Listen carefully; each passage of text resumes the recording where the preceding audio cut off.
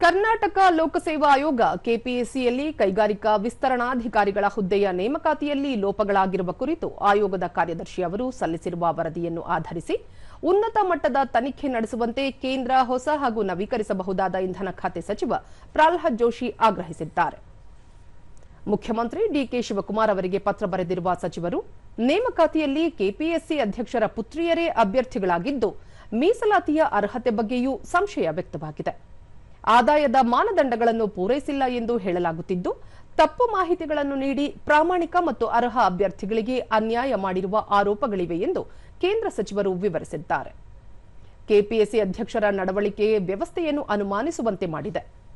ಆಯೋಗದ ಪಾವಿತ್ರ್ಯತೆ ಕಾಪಾಡಲು ಮತ್ತು ಲಕ್ಷಾಂತರ ಉದ್ಯೋಗಾಕಾಂಕ್ಷಿಗಳಿಗೆ ನ್ಯಾಯ ಒದಗಿಸಲು ಪಾರದರ್ಶಕ ತನಿಖೆ ನಡೆಸಬೇಕು ಎಂದು ಕೇಂದ್ರ ಸಚಿವರು ಸಲಹೆ ನೀಡಿದ್ದಾರೆ.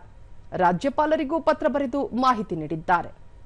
ಕೆಪಿಎಸ್ಸಿಯ ಕೈಗಾರಿಕಾ ವಿಸ್ತರಣಾಧಿಕಾರಿಗಳ ಹುದ್ದೆಯ ನೇಮಕಾತಿಯಲ್ಲಿ ಅಕ್ರಮ ಆರೋಪ ಹಾಗೂ ಕೆಪಿಎಸ್ಸಿ ಅಧ್ಯಕ್ಷರ ವಿರುದ್ಧ ಆಯೋಗದ ಸದಸ್ಯರು ಮಾಡಿರುವ ಗಂಭೀರ ಆರೋಪಗಳ ಬಗ್ಗೆ ಗಮನ ಹರಿಸಬೇಕೆಂದು ಸಚಿವ ಪ್ರಹ್ಲಾದ್ ಜೋಶಿ ರಾಜ್ಯಪಾಲ ಥಾವರ್ ಚಂದ್ ಗೆಹ್ಲೋಟ್ ಅವರಿಗೆ ಪತ್ರ ಬರೆದಿದ್ದಾರೆ.